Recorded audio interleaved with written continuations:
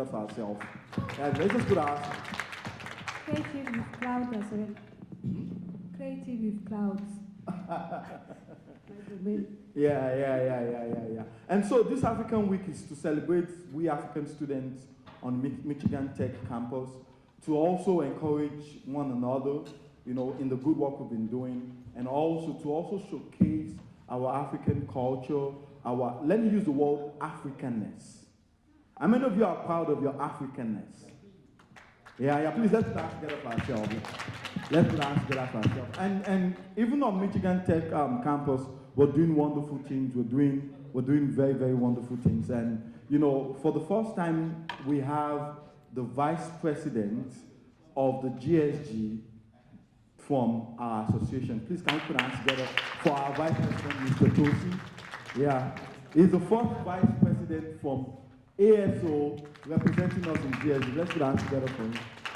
And I also want us to celebrate our ESCOs. They're doing a wonderful job. I'm just going to name a few. I'm going to start from the academic chair. Where's the academic chair? Yeah, that's the academic chair, Mr. Isa. Please let's put our hands together for him. The academic chair is the one that organized this program, and he is the reason why we're here today, and he's been doing a wonderful job. I also want us to put our hands together for the general secretary, which is Rebecca. Please, can we put our hands together for Rebecca? Yeah, I know the vice president is outside, but please can we put our hands together for the vice president? Yeah. We also have the treasurer, the guy that is in charge of the finances, and I'm sure it will have cost us some money to organize this week and this event, and without money, I'm not sure we'll be here. Let's put our hands together for our treasurer. Let's put our hands together for our treasurer. I mean, our experts are doing a wonderful job, and I also want us to celebrate our assistant treasurer. Where's Grace? Grace? Okay, she just step out, please. Let's put our hands together for her. She's not here. And also, lastly, I want to celebrate our PRO. Let's put our hands together for Silas. Assistant Secretary, yeah, sorry, I'm so sorry. Please let's put our hands together for Silas, please. And let's put our hands together for, I call him Odogu. Odogu. In Africa, Odogu means like the big man. The man with the money. You know, the man that makes things to happen. Let's put our hands together for our president. He's doing a wonderful job.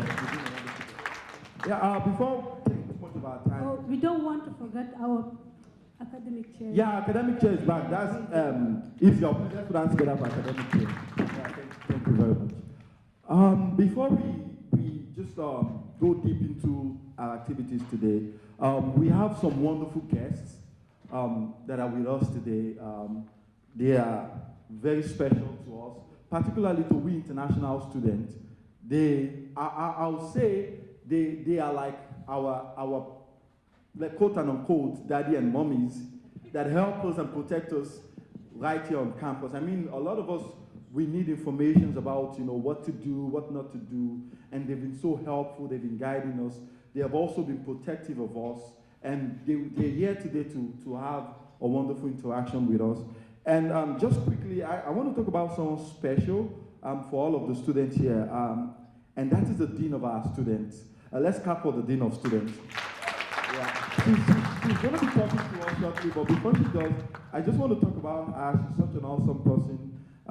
Dr. Kelly Raffaelli is an Associate President and Dean of Students at Michigan Technological University. She joined Michigan Tech in 2012 as the Assistant Director at the Center for Diversity and Inclusion. Served as the Director of CDI for 7 years and transitioned to working with international students in 2019. Along the way, Kelly served as the Special Assistant to President for the Diversity and led the Tech Forward Initiative for DEI in 2019 to 2020, and served as the Interim Director for Student Leadership and Involvement and Greek Life Advisor from 2022 to 2023. So please let's clap our hands together for the Dean of Students. And Taja will also be introducing our second guest.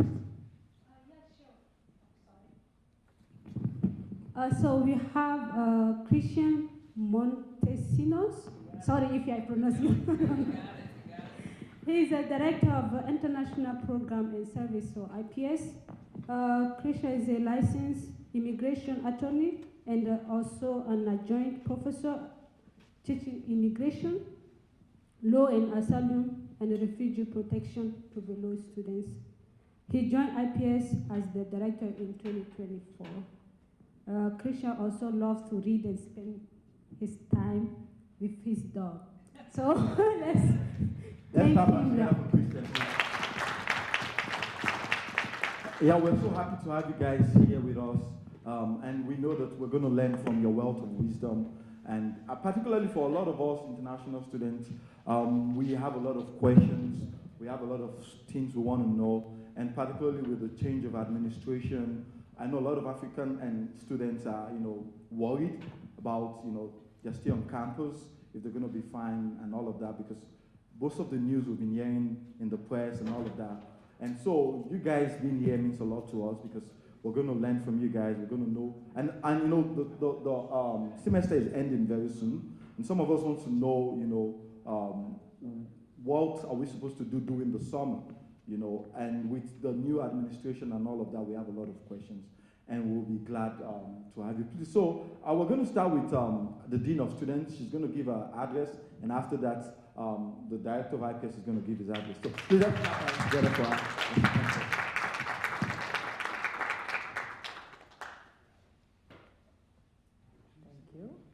Hello, everyone. Thank you for that introduction.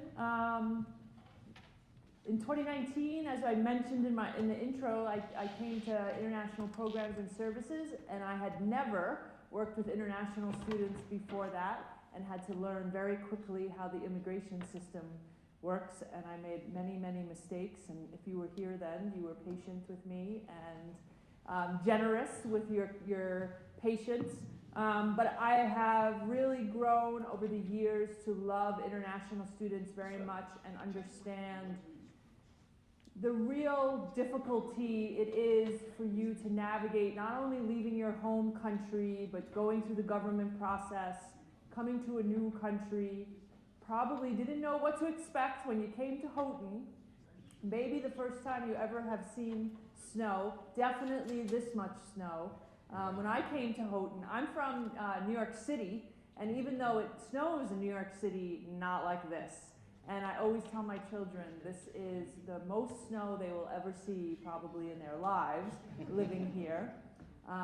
And certainly I have a big place in my heart for international students and what you've gone through to get here, to stay here, to make sure you're staying in status while getting your degree. And so I really commend all of you for what you've done, leaving home, coming here to get an education.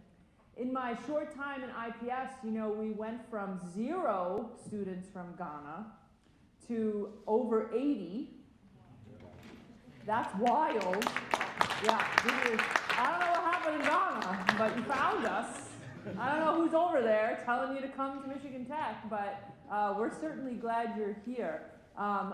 Just the other day, Facebook reminded me of African nights from the past.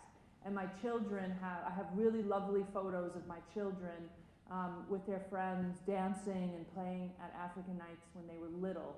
And they're definitely memories that we cherish. And so I'm really looking forward to this weekend. It's actually been a few years since I've been to African night because it corresponds with the kids' spring break.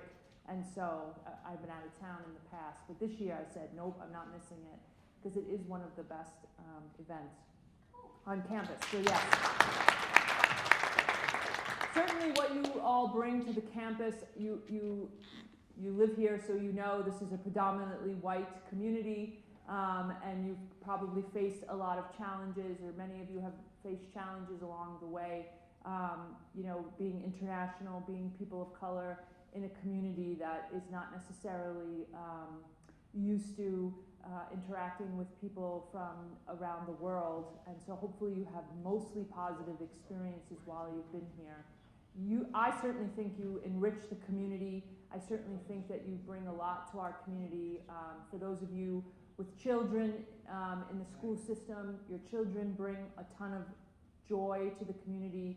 and really help, like my children have grown up with friends from all over the world, and have kept those connections with people that they grew up with who have returned to their home countries, and they still talk to them on WeChat and connect with them. So it's really terrific that you're all here, and we're really delighted that you're here. I don't know what else you want me to talk about, but certainly my journey here at Tech has been long. I've had lots of different roles. I've always tried to, but consistently I've always tried to be a voice and an advocate for the students, and I try to center their experiences on how I do my own work, and so trying to understand students' point of views and what's impacting them, and working tirelessly to make their experience better. So hopefully tonight when we have the Q&A, we can listen to your questions and give you answers that will help put you at ease, or at least in the moment, because things are continually changing from time to time. But my advice to you all would be, I think many of you are already, embrace all the opportunities that you have here. For students who this is your first year at Michigan Tech, get out there. I mean, you're obviously involved with ASO, but try skiing, try snowshoeing, try the different things. Try all the activities because they're unique. There's a lot of things going on in this town that when I grew up, I never went ice skating, I never went skiing, I never saw any of these things growing up in New York City. So take advantage of what you have here. I know many of you personally, and know that you are very involved and do very well academically and in your research, and are putting yourselves out there and winning awards. And so keep that up, making names for yourselves and being involved. Yeah. Thank you.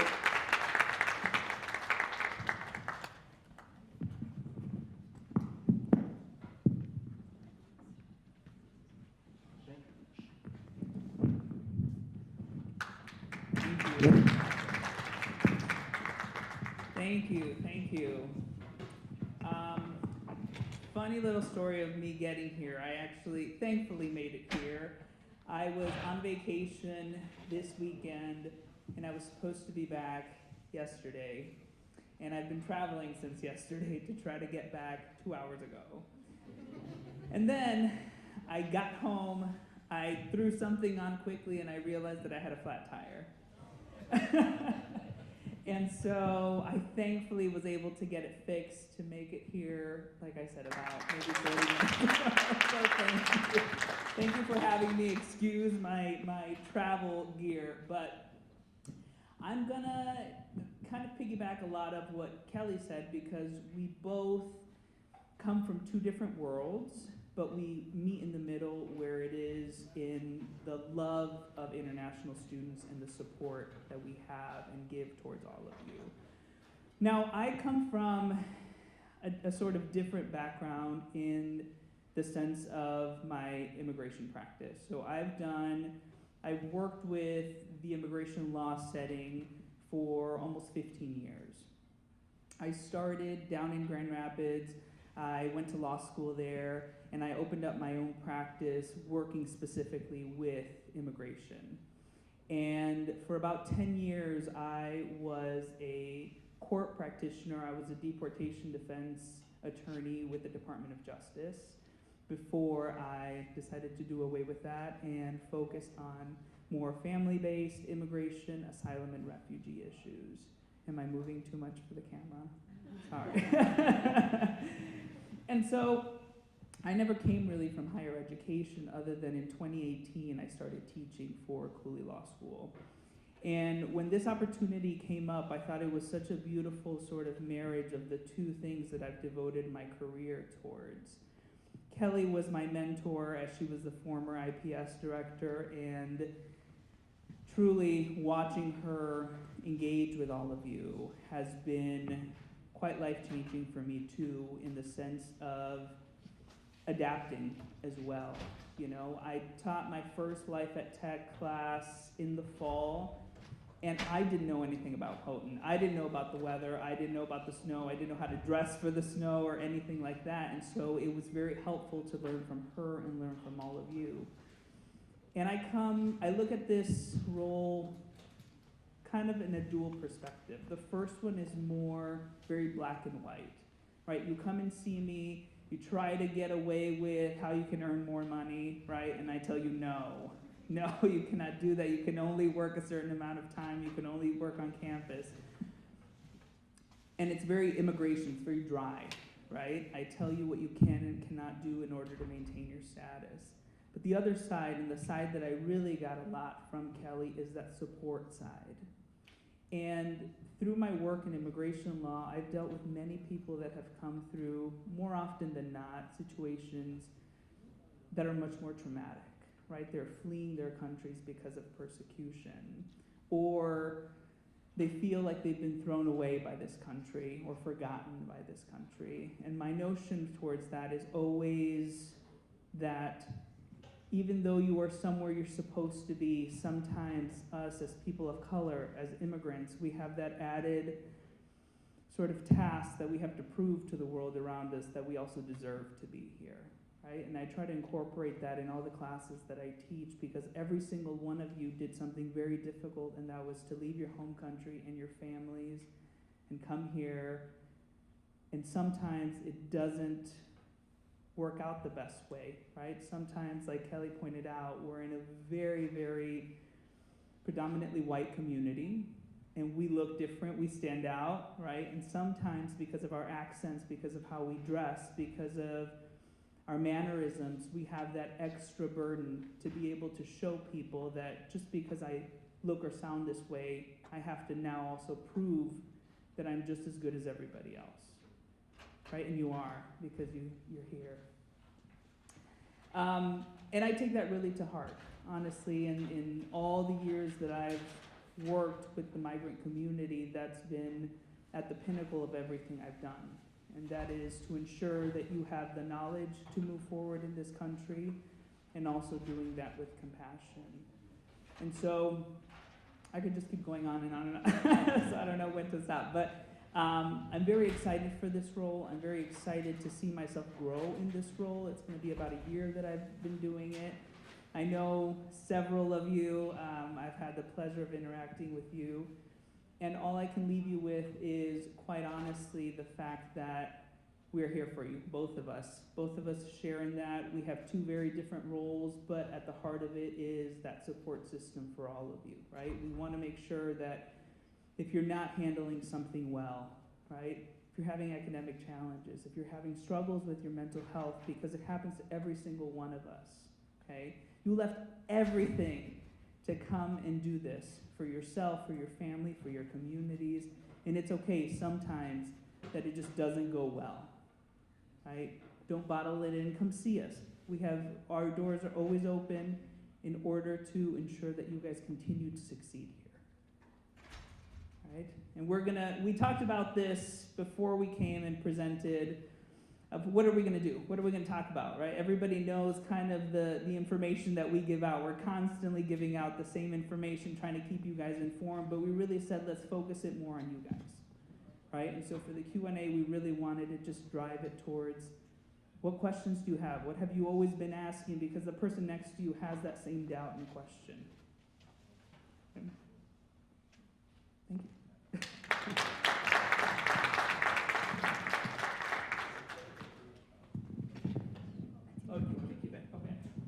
Talking. No. Yeah, so we are in our QA section, so please do ask questions.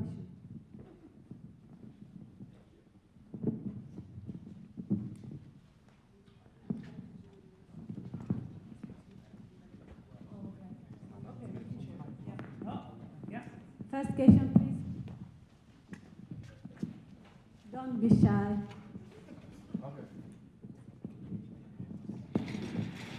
Okay, yeah.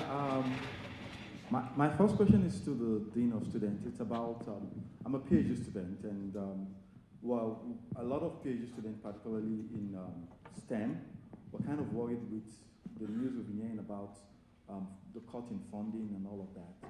and we don't know if by the time we'll be coming back next session, we're going to have funding for our research and all of that. So we just want to ask that question about funding and all of that. You know.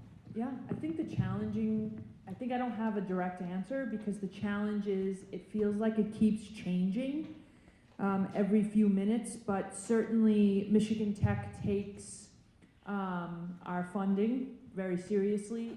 80% of our research funding comes from the federal government, and so we take that very seriously, and this is why Michigan Tech has been compliant with what the federal government is asking of us, because we do not want to risk that funding.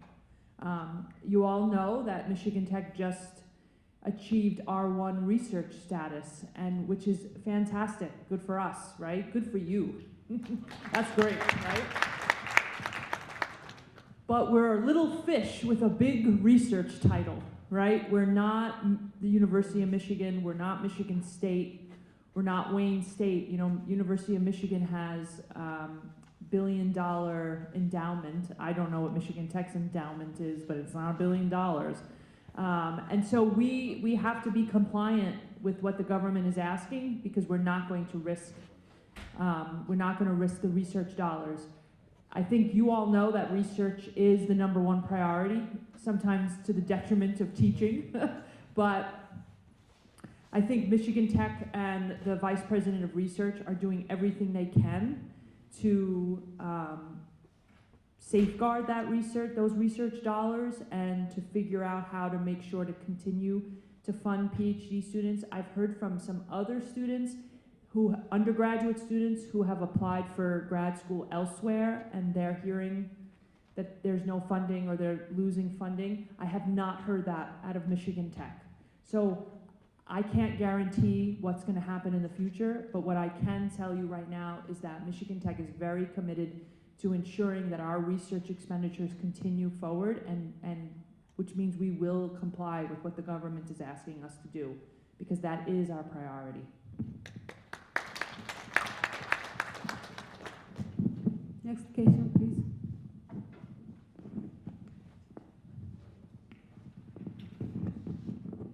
Okay, so my question is on summer internship. Is it mandatory that each year to be credited, or you can choose not to use your experience like for credit hours? Say it one more time. For summer internship program, when you go to summer internship, is it a mandate that you have to pay it for credit hours, or you can choose not to add it on your credit hours? For internship? Yeah.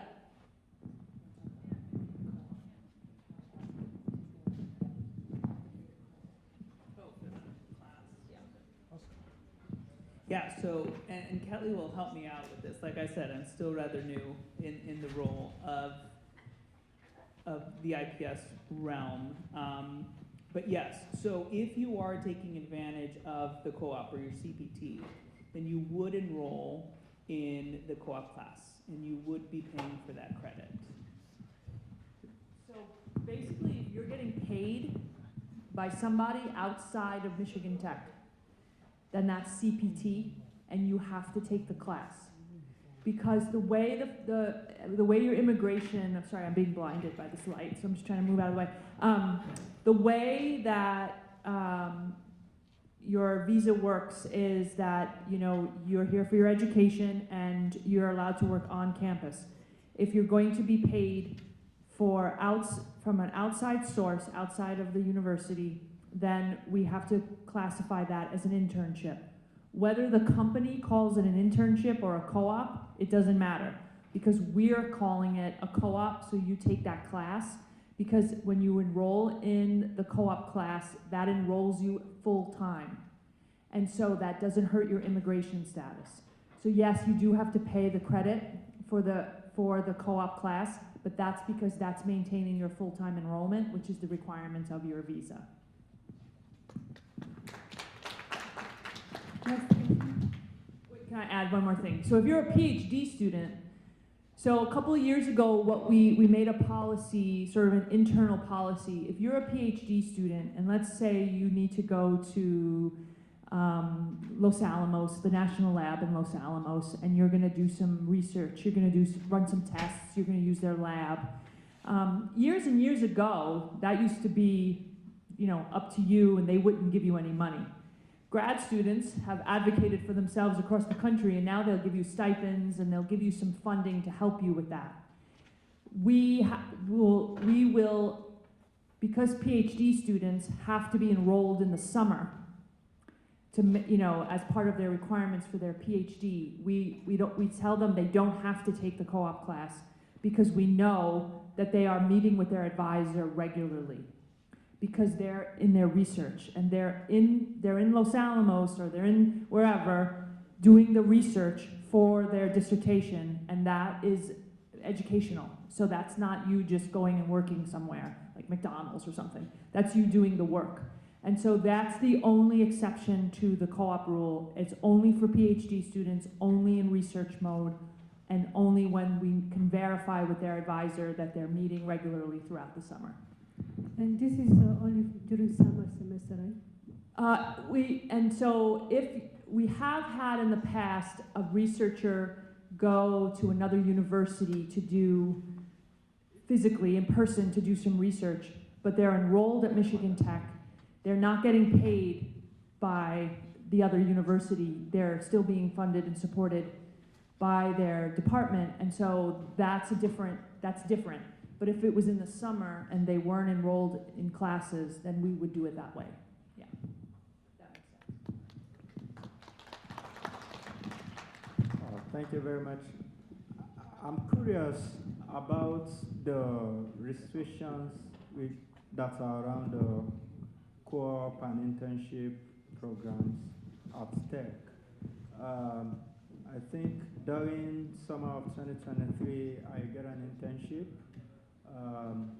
And then I realized that to start with, the start and end date, they were very strict and restrictive, so much I almost lost the offer because the internship was with Expedia. Expedia told me they don't change the start and end dates. It was supposed to be for 10 weeks. And then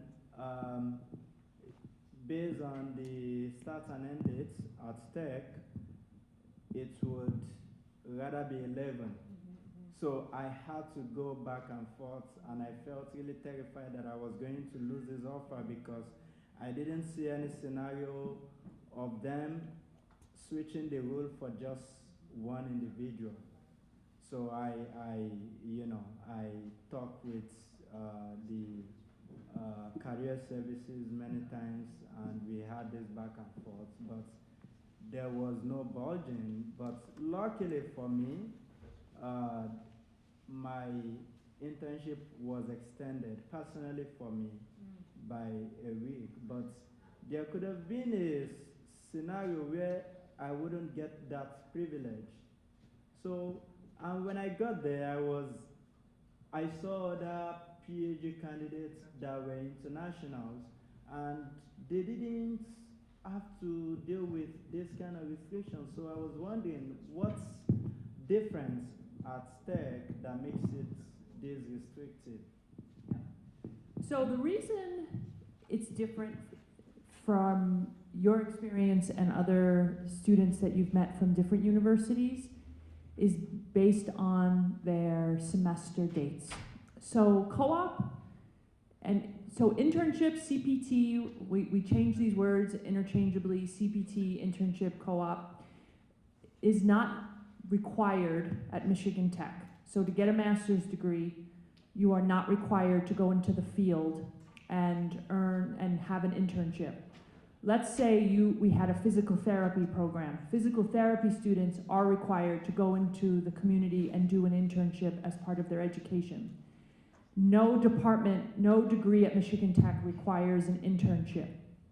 So to work around giving you the opportunity to have an internship, we make it a class, right? And the class has to be in our academic calendar. So in order for Michigan Tech to receive international students, we have this form called I-17, I-17, which is the document that we give to the government that says, here's every bit of information about Michigan Tech. Here's every single degree we offer. Here's how long it takes to earn that degree. Here's how our semesters work. Here's how our grading works. Here's every detail possible. And so if we let you do an internship for, say, 3 weeks, but our semester is 7 weeks, you are out of compliance. So that's why we're strict. And we actually are a little flexible where we say 2 weeks before our semester begins or 2 weeks after our semester begins, you can start, because we understand the problem that you just described. The company is rigid also. But we have to be able to prove to the government that you were enrolled in an academic class, and it has to align with our academic calendar. Now, every school has a different academic calendar. For example, the University of Washington, they have trimesters. So they have, instead of 2 semesters, they have 3, and their dates are different. And so you may be in the lab with somebody who's like, I don't have to do that, mine doesn't end for 3 more weeks, because their semesters are different than our semesters. And we have to go by this document that we have verified with the government. And believe me, they check.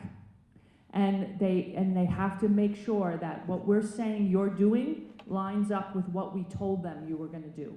And so that's why we have to be strict, because our semesters are, already decided. That clear it up? Okay.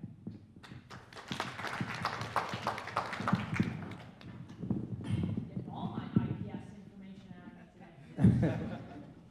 I have two related questions.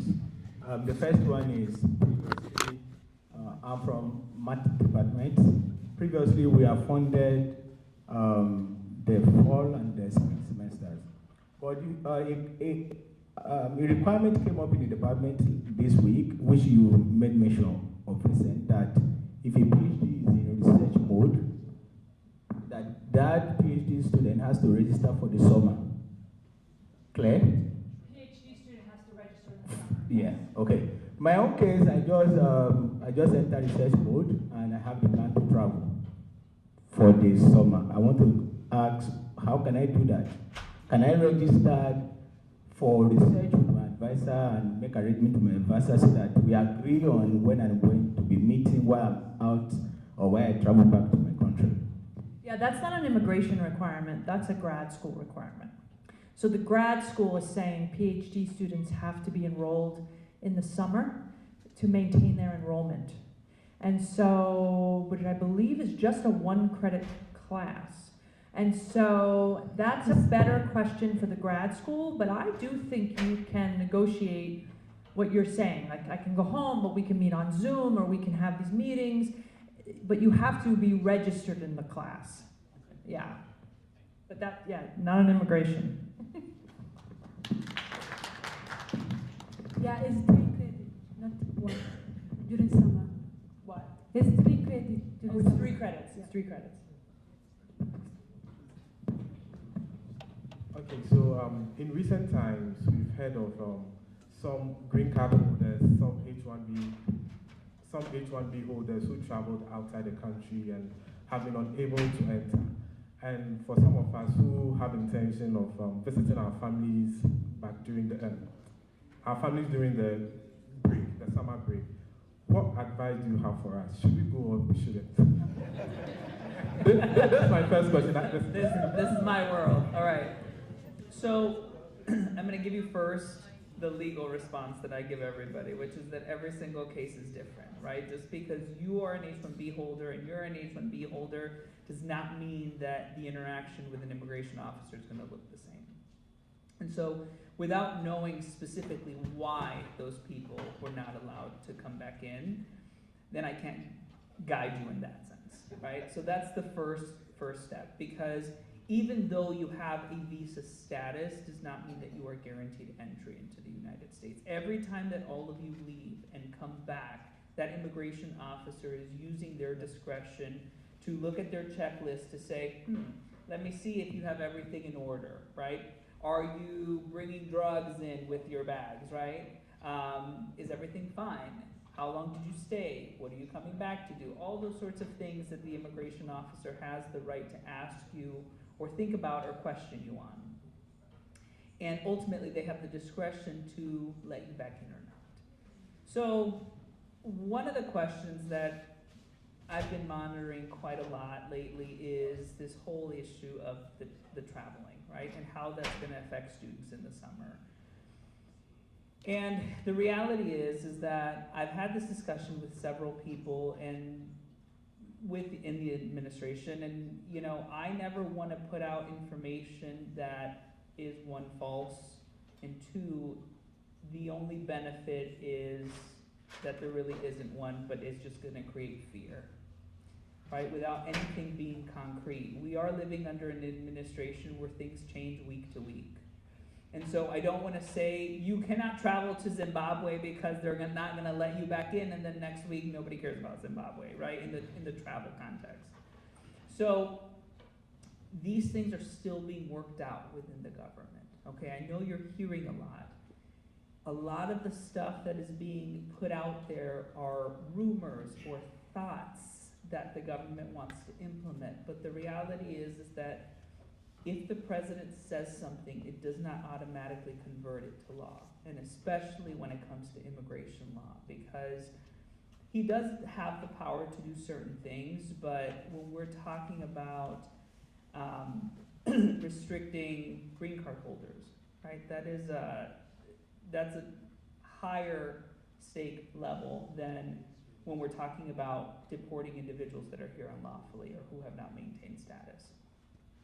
So, talk to me as we're getting closer to your travel plans, okay? Because it is going to depend on what country you're from, if we're going to have any kind of guidance for you.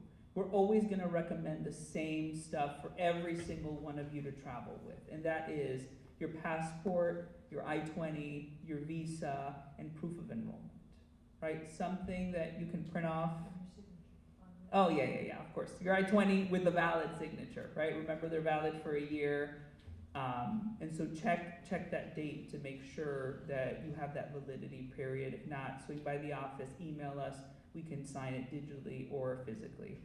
But it is going to depend on what happens in the next, I would say, 60 to 90 days.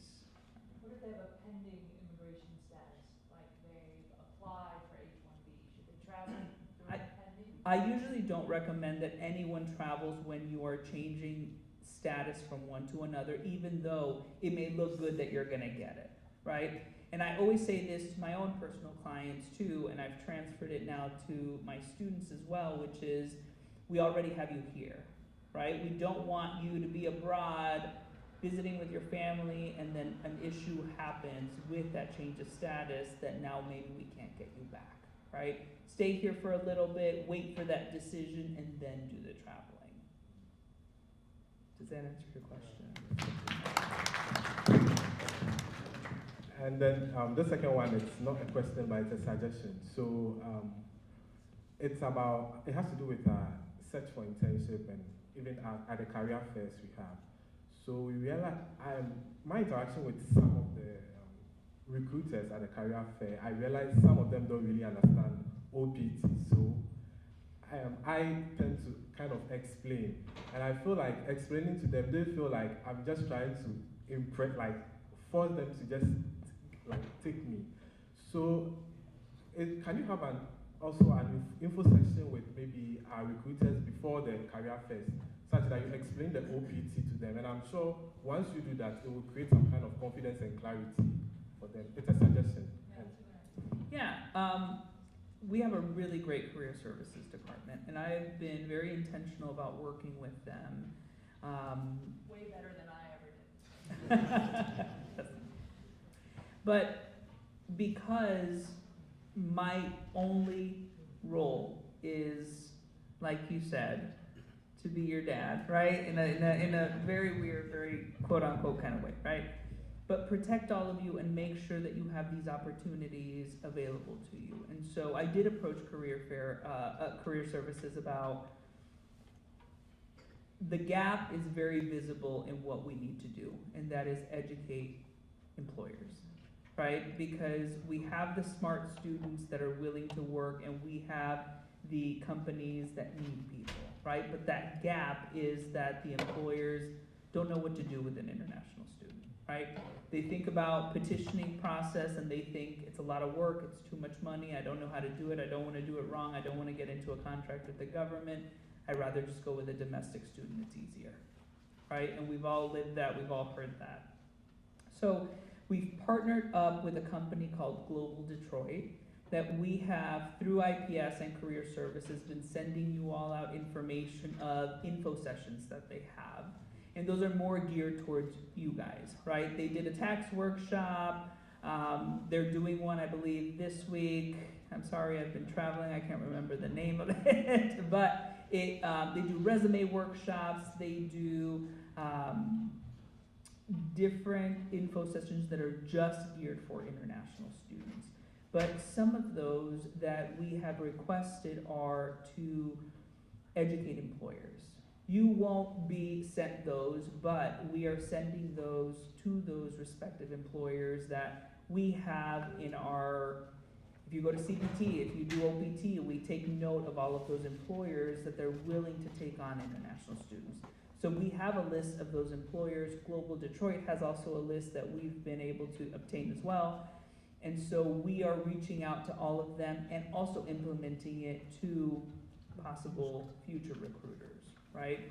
Of ensuring that they know that it really isn't that difficult to be able to petition an international student. So we are working on that. It is slow moving, but we are working on that, right? We don't want you guys to come here, spend all this money, leave your families, and then not have anything to show for it at the end, right? So we are really intentional about trying to create those opportunities for you.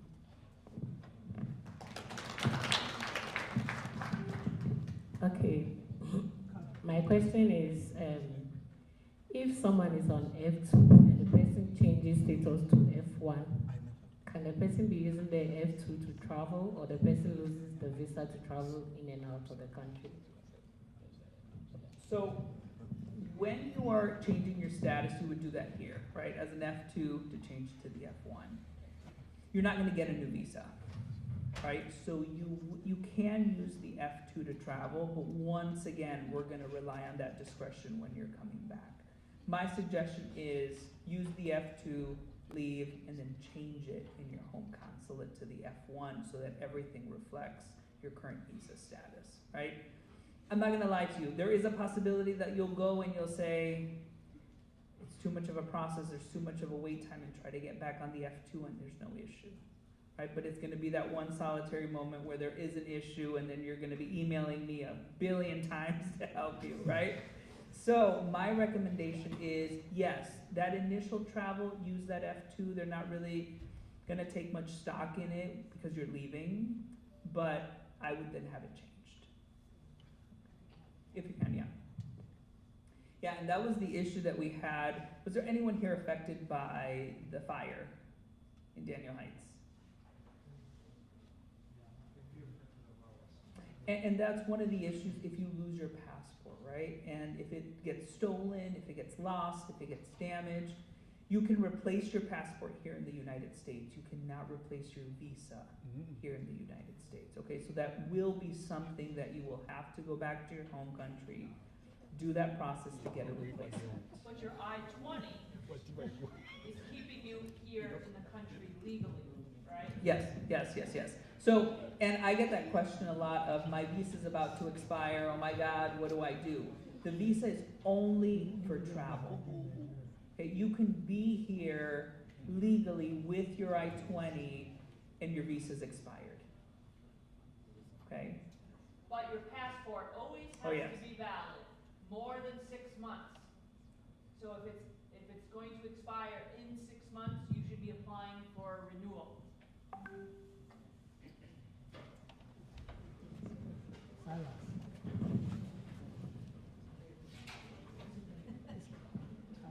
My question is directed to Christian concerning the weekly reports for students that work over 20 hours. I mean, I've made those complaints to you about twice because I get the broadcast, and then as a PhD student, which is on stipend by the department, and you've reassured me twice to disregard that, but it's a little concerning because you did mention in one of the emails that, oh, your name is in the system and it can be taken out. Now, the fear is, peradventure, your office changes and you probably go elsewhere. And considering this name of this is in the record for the new person, and they've seen like twice this person has gotten this written warning, otherwise they get reported to like service. I mean, I don't want to be reported for something I didn't do, so what's the way forward? How do we fix this for people that are not doing this but do have their name in the system? You know, just how to clarify that. Yeah, I tried to fix it for 4 years. It's an IT problem, and so it shows that you have a stipend. Like, I don't even have to see it to know. When PhD students who are on a stipend, it shows up as the full time. For some reason, it keeps, it keeps hitting those students for the same reason. I should have told Christian, don't bother emailing those people. I only ever emailed people who were over the number specifically. It's very touchy, that report, and frankly, I'm going to be fully honest with you, ever since Chartwell's came to Michigan Tech, it's only capturing half of them international students anyway, because we have to get a different report from them. And so we've been working on it. I don't even work in IPS, I still get the report, because they're still sending me the report, and I'm like, you have to send it to him, and so we're trying, definitely, but it would take us to report you to the government, which we're not doing. And so it's an internal, try to help us stay on top of it report. It's not an official report. It doesn't get filed away to anyone. It's like an internal report that we use just to keep track. And so there's no repercussions as long as you're doing what you're supposed to do. And Christian, I have mentored Christian to know that it's a warning because we are always giving you the benefit of the doubt. A lot of times students will say, well, can prove that they put the right time in and the system for some reason screwed them up. So honestly, I know it feels stressful, but it's only an internal document that we use in the office. There's no government officialness of it. We would have to physically send it in for it to be official. So I'm sorry, and thank you for your patience and grace, because you're not the only one. You're not the only one that I've emailed, and they're like, oh my gosh, I'm on a stipend, and so if I told you disregard it, it's really because of that.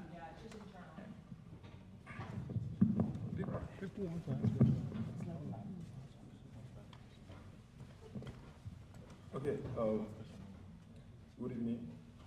My question is about visas, right? So I got my visa and it's supposed to expire in April 2026. But my graduation time is going to be December 2026. And I plan to travel in summer. So my question is, based on your, do you know if it's possible to change my visa when I go back, when I travel? Is it possible to change the visa if it still has up to 1 year validity to extend it to 2026 December? Do you know if that is possible to do it way before next year?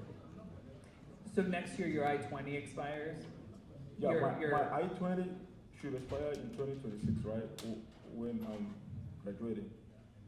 But then my visa, my student visa F1 expires in April 2026.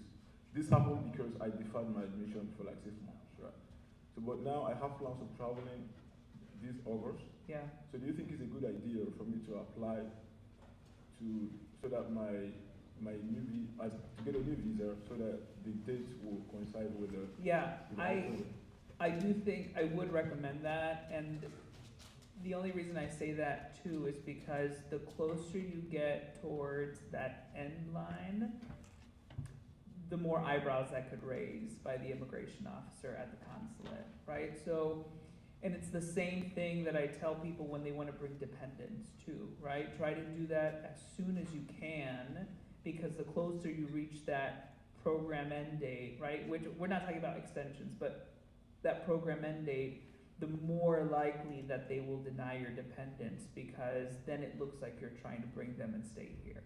And so anything that we can do to try to avoid that belief that they have is going to be mostly beneficial. Because you're graduating in December 26th? Yeah, 2026. Yeah, and your visa expires April April 26th. 2026, yeah. Yeah, so then you would have your I-20 as proof Yeah. that you need the visa extended. All right, thank you.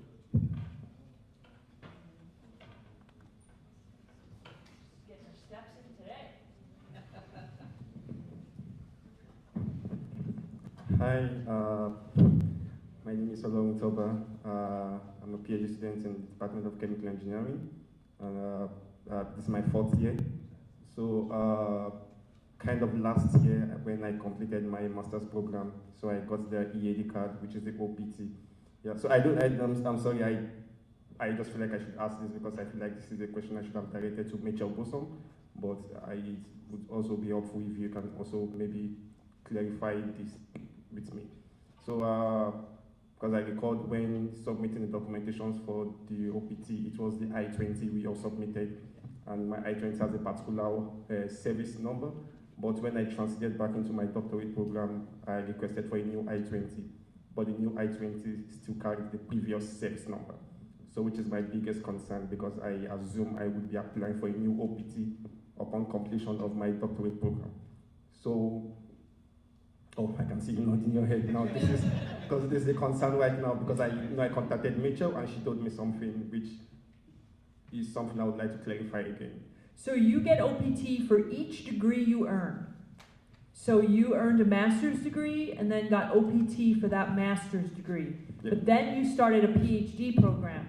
So that OPT ended and your PhD began. And when you finish your PhD, you get a whole new OPT. Okay, so I think this is where the issue is, because I didn't initially get a job in OPT. I just started something with the department. Yeah. Yeah, but still on the OPT program, because I still have my EAD card, which is meant to expire in 2 months. Yeah, but your I-20 shows that you're a PhD student. And it's good that it's the same CVIS number, because it would be a nightmare if you had 2 CVIS numbers, because then it would be confusing. And so you want the same CVIS number. The only time you wouldn't get OPT is if you converted your PhD to a master's. You can't get OPT a second time for the same degree level. So you can't do master's and get OPT, and master's and get OPT again. But you could get bachelor's OPT, master's OPT, PhD OPT. But you can't get it twice for the same degree level. Does that make sense? And so you will you will get OPT for your PhD. And it doesn't matter that you had OPT before. Okay, thank you. Like, this is something they didn't clarify, and thank God you clarified it now, because I was only told you get OPT for every degree, because that has been the information which has been passed on. Right. Yeah. Yeah, because I think what happens is people will try to get OPT, like for a master's twice, and you can't. Yeah. So you can, each time you earn a degree that's different, you get OPT again. Okay. Yeah. Yeah. Thank you.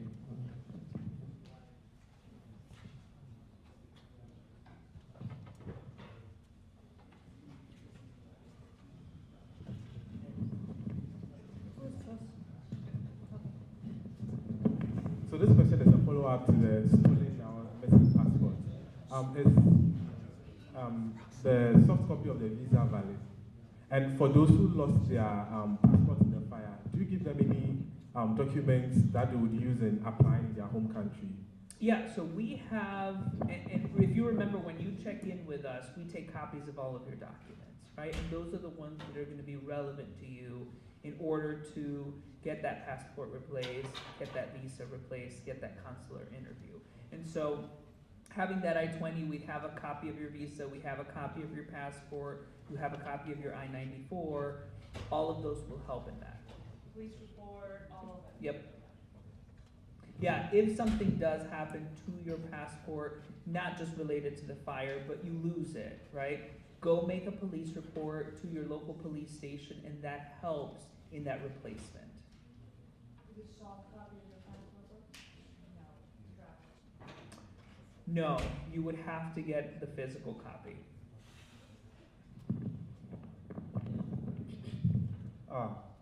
That's been quite a lot of events that have happened within the past 2 months, I would say. It appears like some 10 years long amount of events. So, something that bothers many internationals, whether students or not, is what happens at the port of entry. And there's been several incidences, some of which may not exactly be true, and like you mentioned, some of them we may not have the full detail. But there is this recurring trend that phones are being checked and some devices plugged in the phone to extract information, which I personally consider some sort of invasion of my privacy. It doesn't happen to me, but if it does, I won't be happy. So my question is, what would you advise? How do you think we should take care of our devices when we know we are traveling? Yeah. That's a great question and a difficult question because you do have rights, right? I can ask you for your cell phone right now and you have the right to give it to me or not, right? That is your right. And while you have that right, the officer has that discretion to say, well, then you're not coming in, right? And unfortunately, I think that discretion, we have to take it in the context of the situation that it's happening in, right? If you don't have anything to hide, my recommendation is provide the information, right? Be cooperative, because the end goal is you want to come back in. If you do have something to hide, right, then my recommendation is maybe refuse to come in and try with another officer later on, okay? And it's a difficult question to answer because I'm not there with you in that moment. And I don't know who the officer is gonna be. And just like every single one of us, they may have a bad day, they may have a great day, they may have a bias that we don't know about. And all of those things play into the fact of being able to come in. So you do have those rights.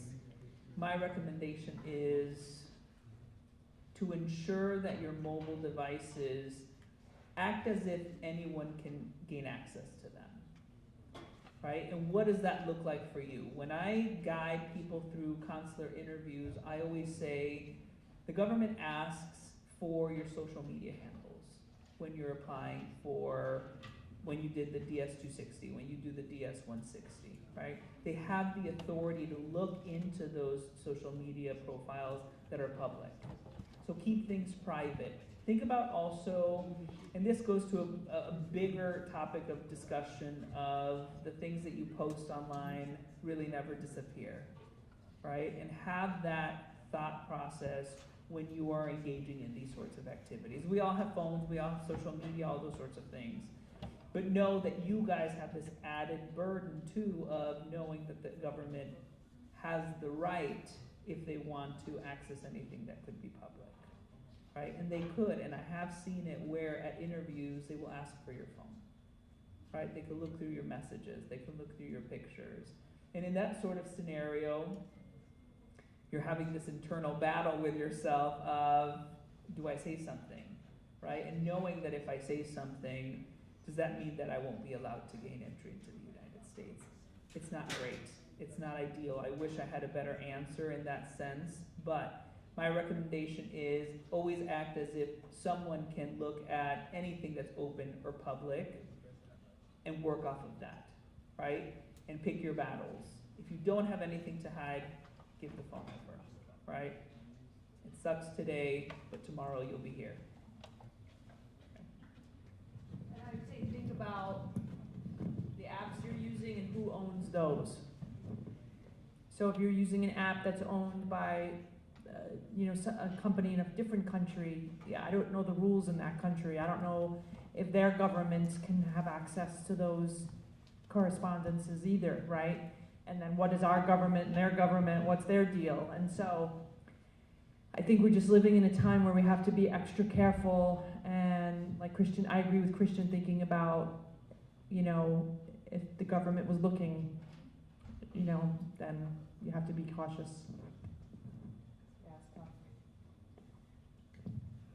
Okay, so we've got two questions from individuals who are joining us online.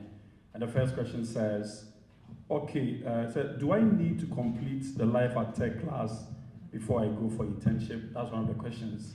And the second one says, what happens when you get, for example, 8 months of an internship that starts in summer and overlaps into fourth semester?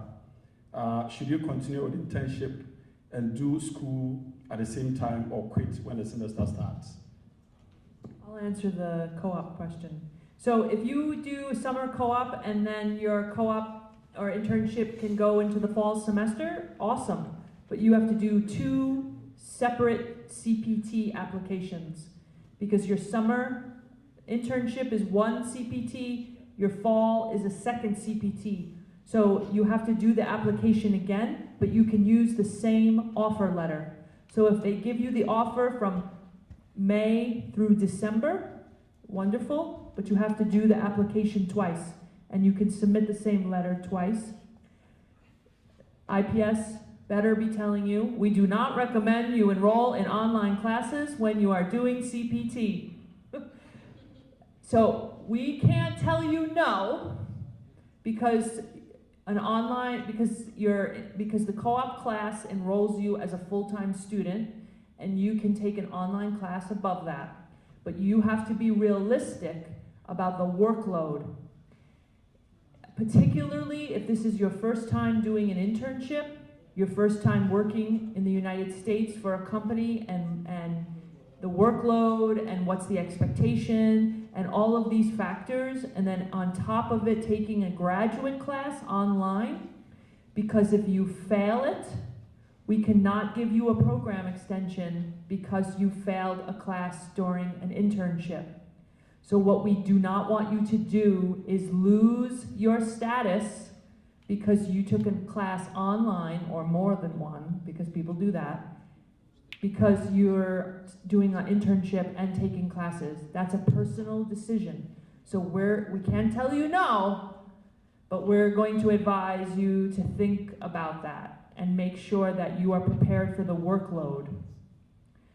So that's the advice that I would always give, is we don't recommend, but I certainly understand why you're doing it, and you don't want to, you want to be on track to graduate, but it can be a challenge depending on the work you're doing, the class you're taking, etc. And then I'll let you answer the Life at Tech. So I think I'm going to answer that question and then also tie in a little bit of what Kelly said, but whether you had me as a professor or Kelly as a professor, she came up with the question of who maintains your status, right? And I'm asking you all that. Who maintains your status? Yourself, right? And I see so many students, and I know she's seen so many students that just want to accelerate everything, right? Do everything as quickly as possible, because I know that you have people that depend on you back home. But I think it's almost better to do things in a more intelligent pace, so that you're not burdening yourself and then also missing out on possible other opportunities. A lot of the immigration regulations around F1 visas is very gray, quite honestly. And yes, you can play around with this or the other, or we don't recommend that you do a year of CPT because you lose out OPT. We don't recommend that you do CPT your last semester because that's not looked very well upon by immigration officers. And the reality is that we have many students that do CPT their final term, and we tell them, you're doing it out of your own risk, right? Because I do not know if the officer reviewing your H-1B or reviewing your green card is gonna flag you for that and wanna question you about it. Is it out of 100, maybe it happens to 10 of you, right? But there is no way for me to know exactly who that is gonna be. and there is no black and white rule as to if you do it, you will get flagged. If you don't do it, you won't, right? You may listen to every single rule we give you and still be flagged.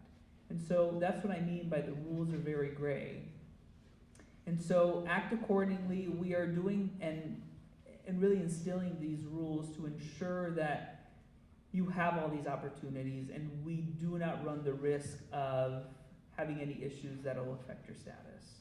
And yes, you need to take the Life at Tech class, right?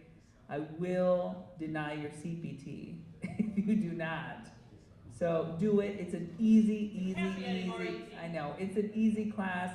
Kelly, that's her baby. She designed the class. I am just taking it over, but it's easy. It's like 5 or 6 quizzes. It's 7 classes. Most of them are speakers. You can do it. If you're taking all these other classes, you can definitely do the Life and Tech class and pass it.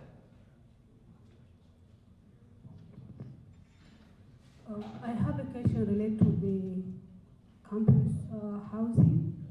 So from my understanding, the campus, like the on-campus housing are for graduate students, right? But the way they are treating us is like so badly. I'm going to one situation myself. I scheduled a meeting with you on Friday for that. So what are like the legal options for international students who don't have like opportunity to look for housing? If you don't have a car, getting off-campus housing is very difficult because you have to walk under the snow to get here.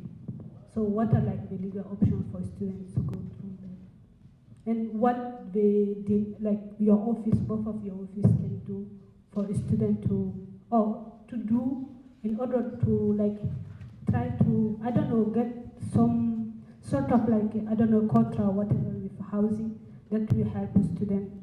I mean, dealing with housing is like kind of mental issues, and you know, for myself as a PhD student, I have a lot on my task already, so I don't want to deal with housing again. So. Yeah, I know that dealing with housing is challenging, right? And I think because it's on-campus housing, it feels like we should have more power or control over what they're doing, but really it's a separate entity, like a landlord, like just if you were renting off campus. And so why you should take Life at Michigan Tech is because, you know, we try to talk in there about you're signing a contract, what the contract means. It's really difficult to get out of the contract. As far as more housing, I think that Daniel Heights will have more graduate availability this coming year because we built the new residence hall. So you're supposed to be a graduate student, or you're supposed to be 21 or older to live in Daniel Heights. But because of not enough room in the residence halls, they were letting undergraduate students live in Daniel Heights. But now there's more room because they built a new dorm. So that should be opening up some more spaces. Now I know we had the fire, and so that didn't help. Believe me, we didn't want the fire either. And so they're working on that. They also have increased the shuttle, and there's more shuttles, and they're trying to find solutions with the public transportation. Do you all know what Summit Place is? Have you heard of Summit Place? This is a new place in Hancock for renting. Has anybody heard about this? So that's the old Finlandia University dormitory. A local company bought the dormitory and they are renting it out. $400 for one room. I think it's $800 for 2 people. I'm going to tour it next week. I can let you know what it looks like. Yeah, Christian and I are going to tour it and find out. So our biggest feedback to them was transportation. There's no transportation. We're not going to encourage international students to live there when there's no transportation. They are assuring us that they will have a shuttle. We're going there next week.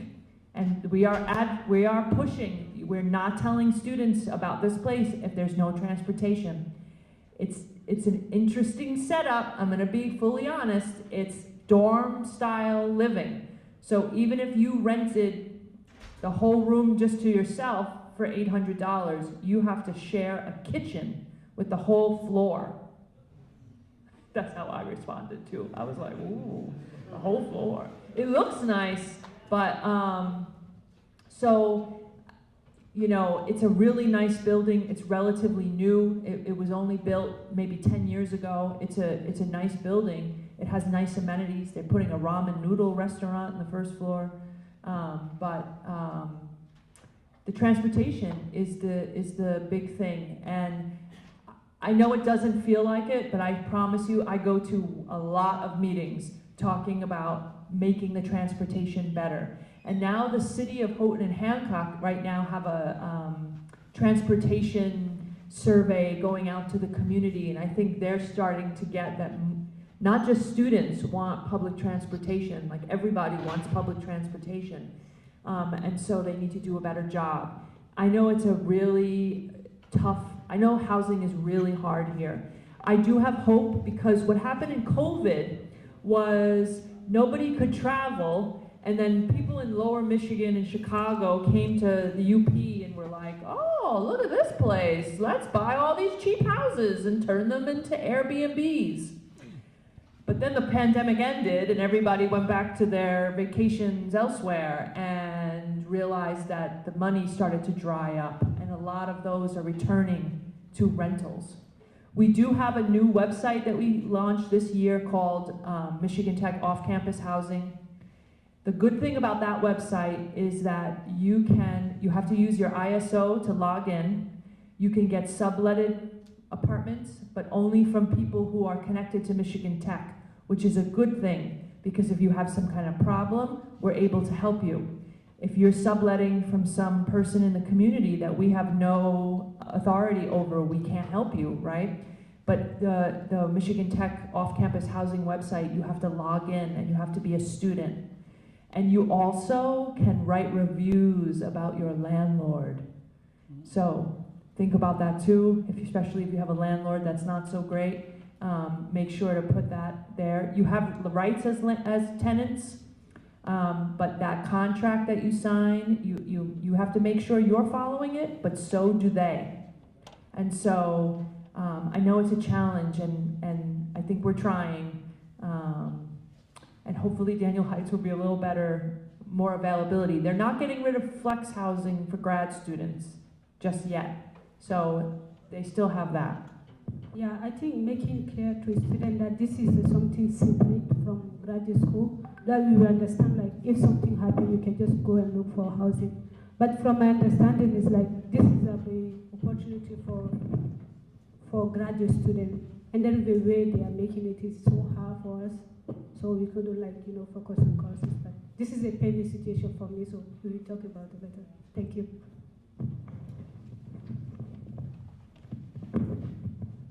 Yeah. Good evening, Kelly and Christian. Just as a follow-up to what Kaja just asked, I think we raised this question also in the GSG general meeting. So we are trying to ask if there is a way in which the school, or particularly housing, can see to informing we residents of Daniel Heights housing of any increase in rent as early as possible before the contract renewal time is up, because they try to put us in a fix, in the sense that it's very difficult for you to see, to start looking for another house or another residence within the space of 2 weeks. So is there a possibility of such arrangement when decisions will be made earlier so that we can make our decisions as early as possible? Thank you. So the way the decision is made is the housing department puts up a proposal to the Board of Trustees, and they have to approve it. And they approve it in the February meeting. And so I certainly can advocate that they approve them in the December meeting. They only meet in, what do they meet? October, every I don't know, quarterly. So housing rates are approved in February. Tuition rates are approved in April, I think. So I can ask, I have no control over that, but I am happy to advocate that the decision be made earlier.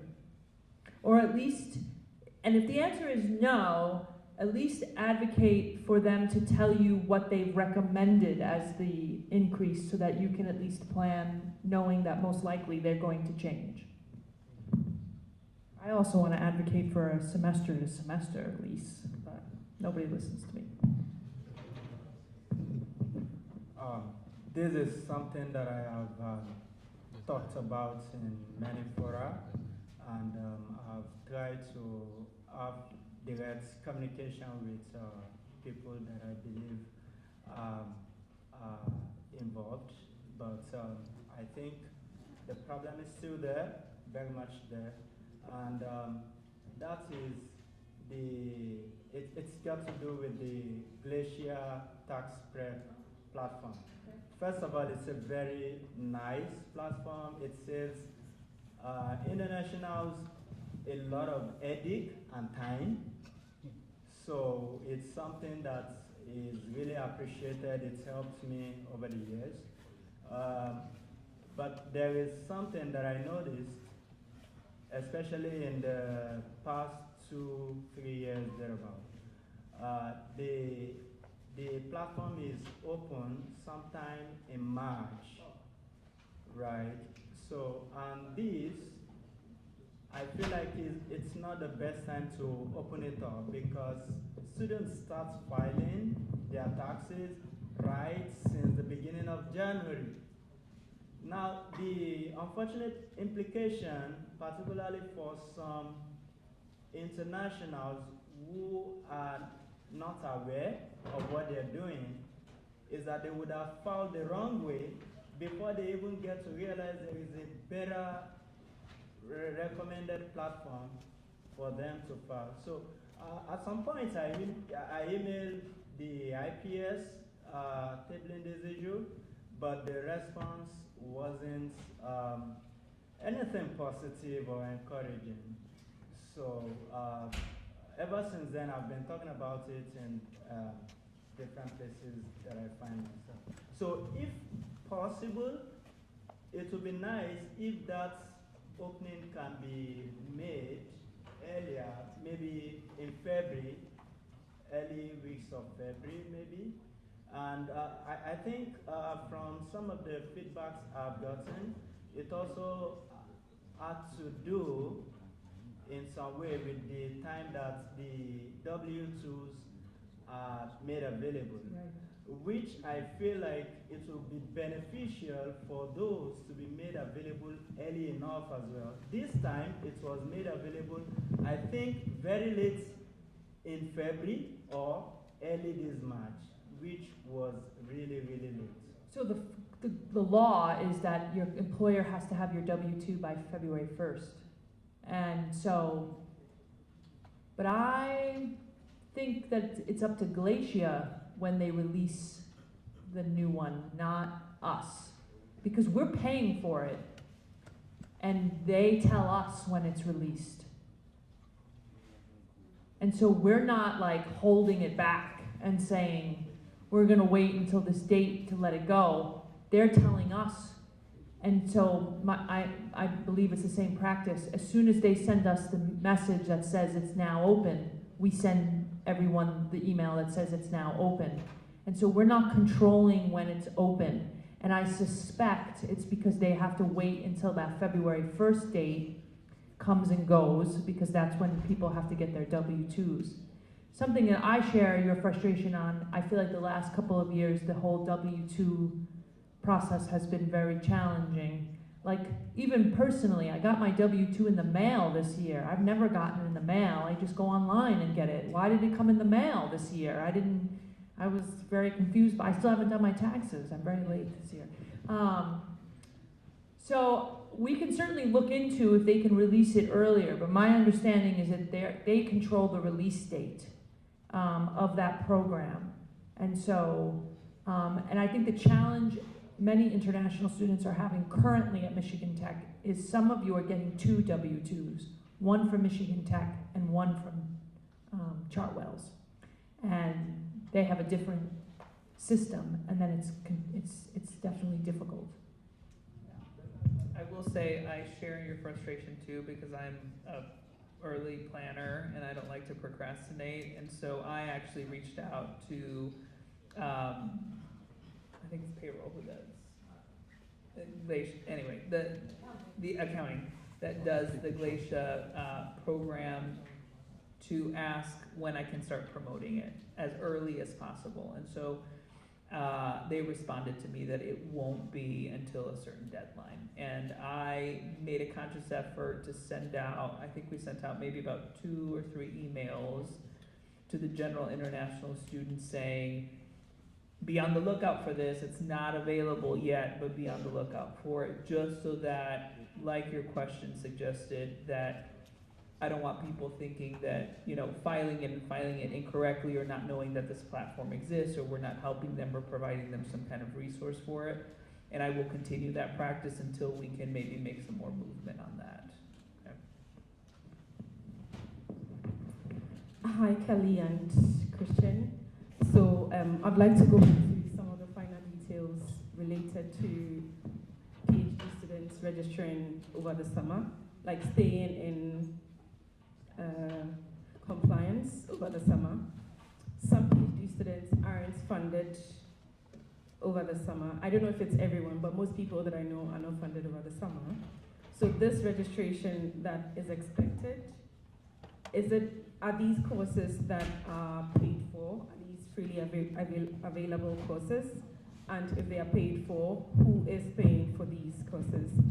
And to clarify, is the expectation that PhD students should only register for those courses if they will be taking internships or OPT, CPTs over that period? Or is it just expected that once you're a PhD student, funded or not, over the summer, you should register for that course? And if so, who pays for it? Yeah, so I don't know 100% of the answer, but my understanding is that PhD students are expected to be continuously enrolled, and that is in the summer as well, regardless of an internship. Like, if you did an internship, that would be in addition.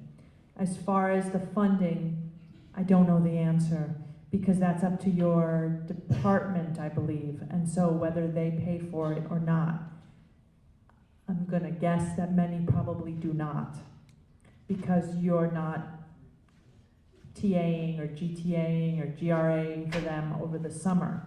And so that is definitely an issue that GSG should clarify, right? Because they can advocate for more information on that. But I don't know 100%. To be honest, it always confused me as well.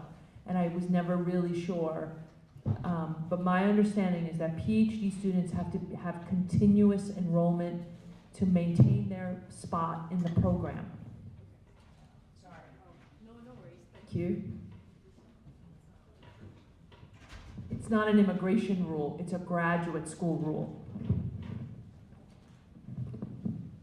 Thank you so much for the opportunity. This one I'm directing to Christian and Kelly.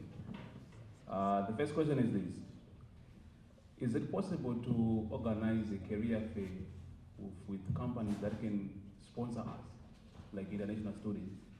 I don't know. Is it possible? Because what we notice now is when we attend these career services now, the career fair, it's more like they don't take graduate students, or maybe they don't take brothers and sisters from the Sunshine City, you never know. Yeah,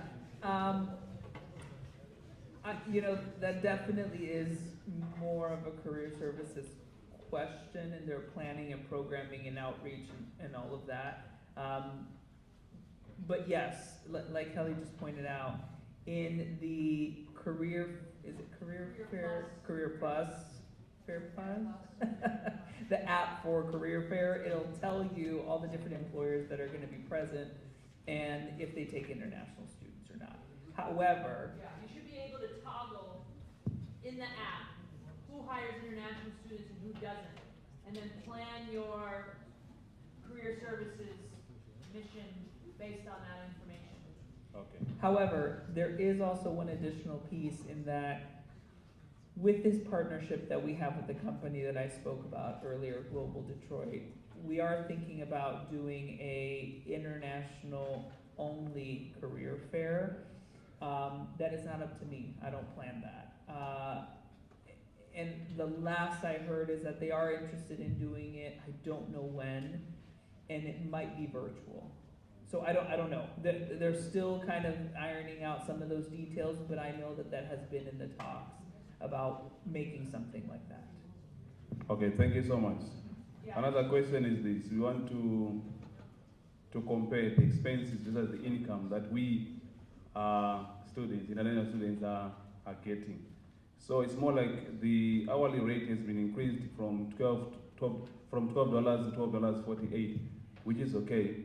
But if you do the math now, if you calculate that money for a month, you get something like around 850, maybe to 900.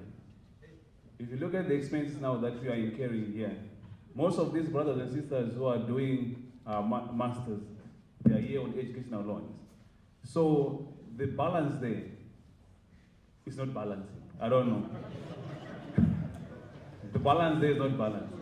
It's more like you are expected to pay more than what you can get.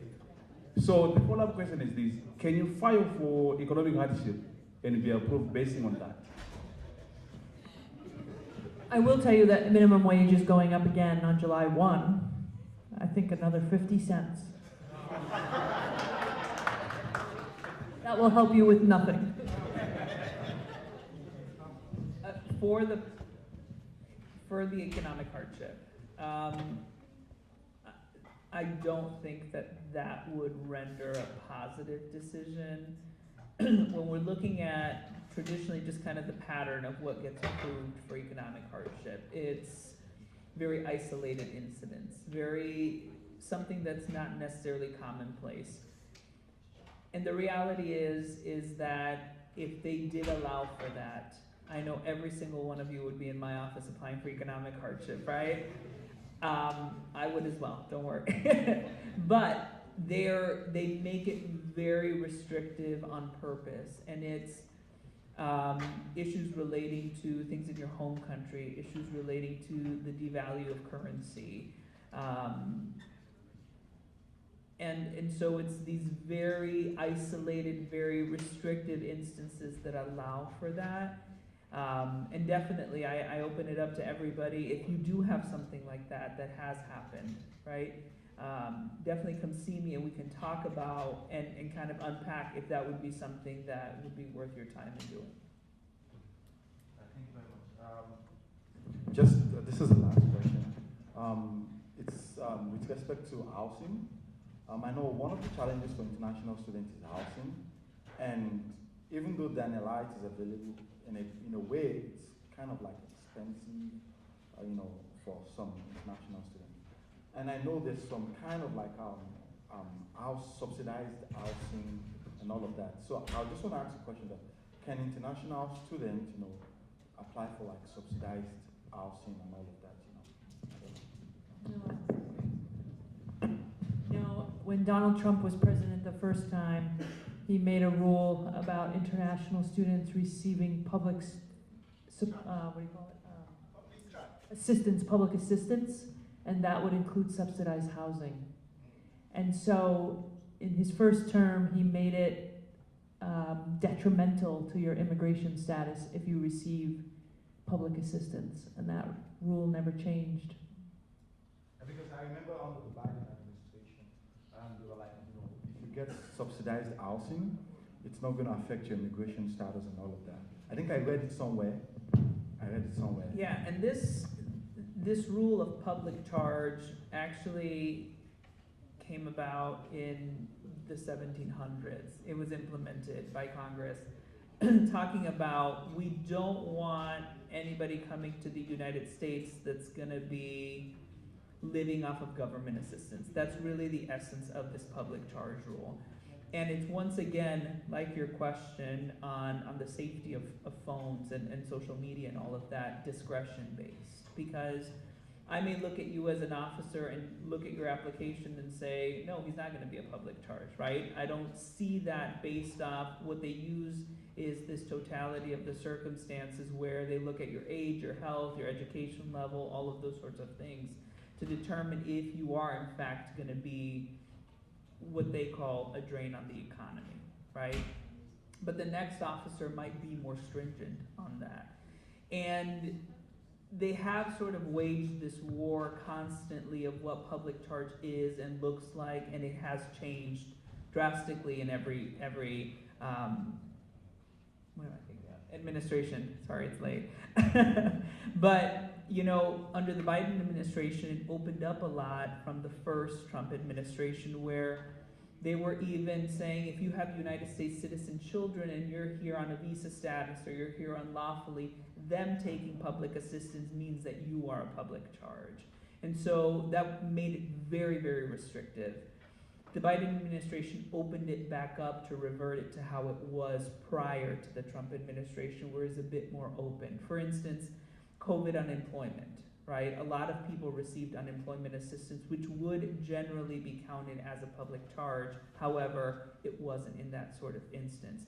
But anything that's related to emergency health insurance, nutritional assistance for your children, any kind of disaster relief, unemployment, all of those sorts of things are not considered to be public charge. What they're really looking at is any form of cash assistance that you're requesting from the government, any kind of housing that you're getting from the government, and those are really the two big ones that they're looking at to determine that public charge. What about Medicaid?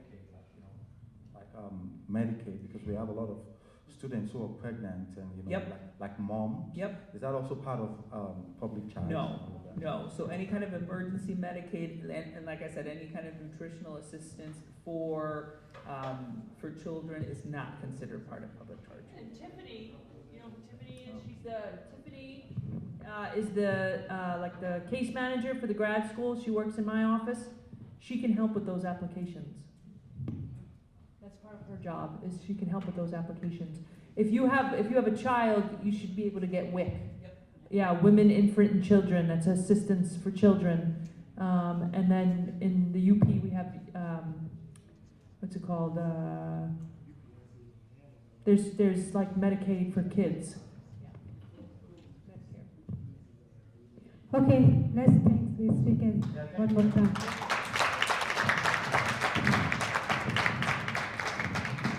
Our academic chair will give us like the remark, closing remark.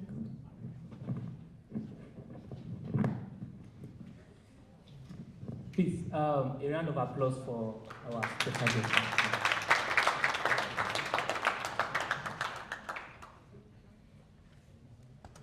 Yeah, we really want to thank you for making up this time, because when I got your email, Christian, that we're not sure if the flights was still going to be in schedule, we started thinking that, okay, what do we do? But yeah, please, a round of applause. And we look forward to seeing you in the African Nights this Saturday. That will be the grand finale, and we much expect your presence. Thank you so much. Thank you. Yeah. I also want to thank the executives. Thank you for this opportunity. Thank you for coming. Thank you for making things up for this event. Thanks to the president. Thanks to the vice president. Thanks to everyone on this slide. Also, I want to thank the academic team, Dr. Kazim, Mr. Maika, Kadja. Please, a round of applause for them. Thank you so much. Thank you so much. And I also want to thank the social team. I want to thank the media team. Please, you can pick something to eat as we talk. I want to thank the media team. I want to thank all the ASO members. Dr. James, thank you so much for taking out your time and, Please, the election link should be sent soon, so please do vote for the next ASO Igbo election, please. So, I leave the floor for